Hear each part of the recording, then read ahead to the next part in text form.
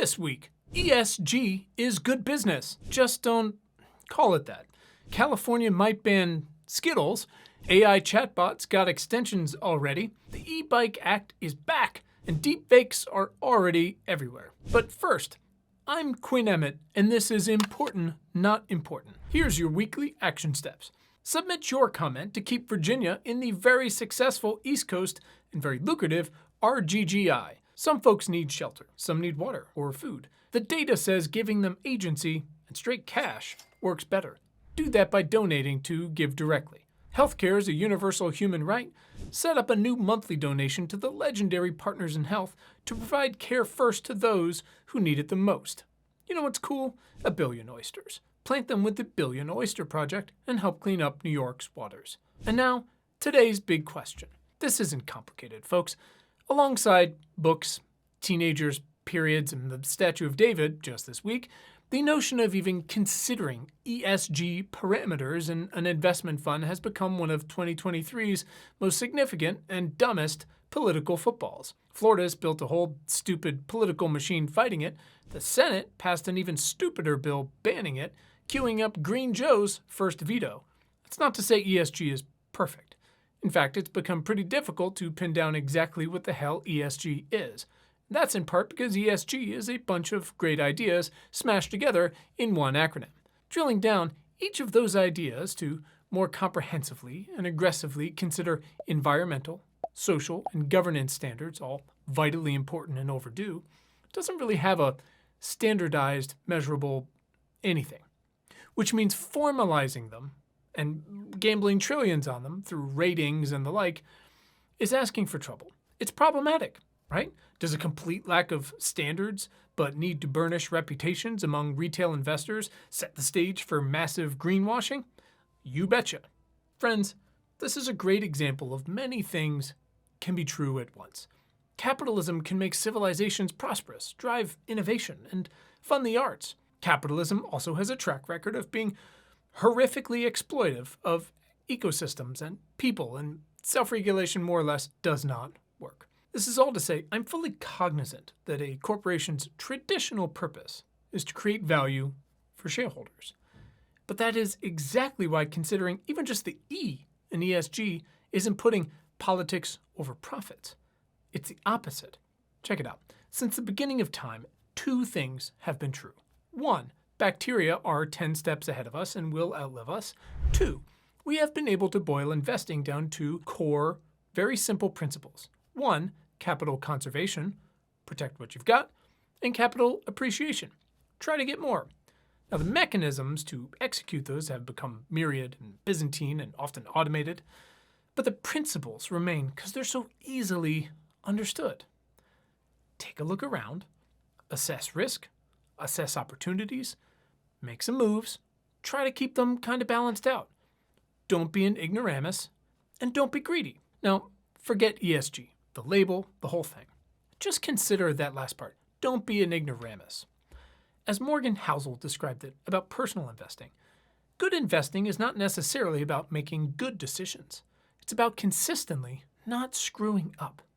Look around. In 2023 and beyond, an era when things are unpredictable, screwing up includes ignoring the real-world climate impacts already flooding our doorstep and the millions of good people trying to build and participate in a capitalist system that isn't, monstrously extractive. So pretending the E is anything but a new prism to assess risk is dumb. Ignoring that it may also be the most lucrative opportunity of all time is even dumber. Here's the first piece. Your fund or investments or company should anticipate regulatory changes that are, yes, taking forever, but probably inevitable. This applies to so many things through history.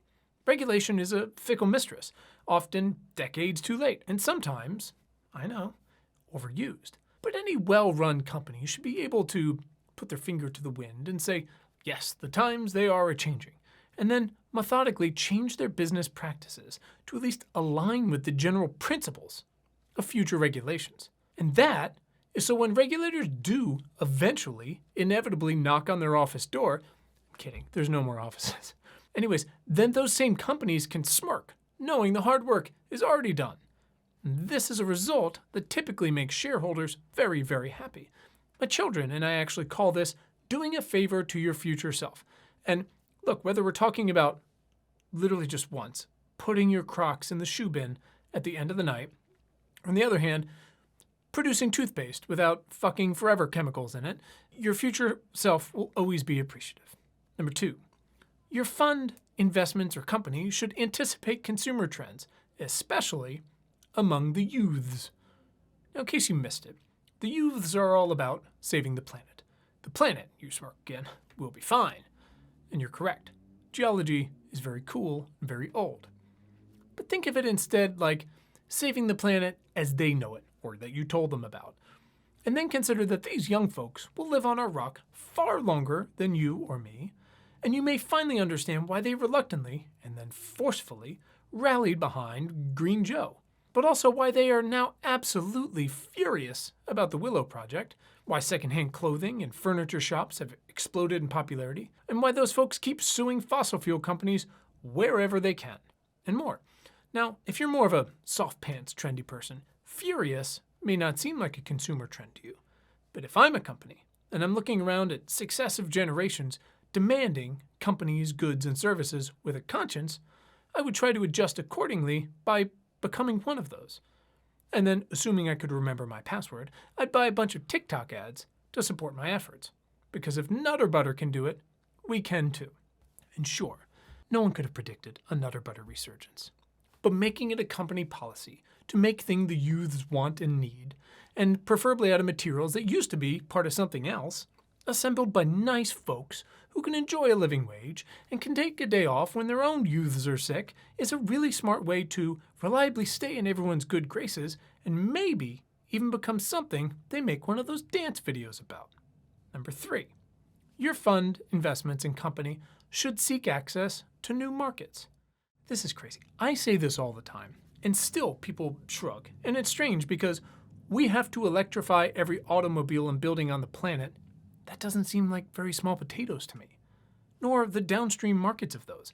I mean, look, build a gazillion e-bikes, build a bazillion EV chargers, maintain those chargers, make software to manage the chargers, repair water pipes, wastewater monitoring, zero carbon sneakers, build storm gardens, make telehealth, EV manufacturing, building 4 million new electrified homes, sustainably harvested cardigans. I love cardigans, we know that. Geothermal anywhere, equitable, healthy urban design, again, storm gardens, solar over, solar, battery recycling. Are you listening? Do people at your company not wear sneakers? Wouldn't they like a nice pair made from sustainably harvested tree bark or whatever that could then be recycled into, I don't know, medicine or pencils or something? Please don't tell me you still make people wear loafers, but even then, recycled loafers. Look, we ran the numbers on these new markets, and the revenues totaled up to all of the fucking money. Can I interest you in all of the fucking money? Number 4, your fund, investments, and company should reduce costs. This doesn't even have to be that complicated. You can buy clean energy from almost anywhere, virtually at least, and Energy Star appliances, that little sticker, those things have been around since Home Alone 2, Lost in New York, underrated. Here's some other things that reduce costs and improve profits. Stop wasting all that clean energy by using smart appliances. Stop wasting food. There are plenty of startups that will pick up your company's extra food or food waste to redistribute it or compost it. Stop wasting paper and packaging materials. Look at Walmart's Zero Waste program. Another idea, healthier employees. Those are fun, even when we're all working remotely, which can also save businesses money and save transportation emissions too. This is great. Lastly, insulation might not be sexy to you, but you wouldn't believe how excited well-stuffed drywall and double-paned windows get me. Number 5, real talk time. Your fund, investments, and company should protect your assets and investments against real-world climate impacts. Millions of historically marginalized people in what are called sacrifice zones around the world have been suffering through not fun climate impacts for decades, from water and air pollution to heat and drought and sunny day flooding and regular flooding and sea level rise. The IRA, which seems to be completely reinvigorating American industry, causing quite the kerfuffle across the pond, is an imperfect trade-off of oodles of those future profits, kind of in exchange for keeping those same sacrifice zones around for just a while longer, which really sucks.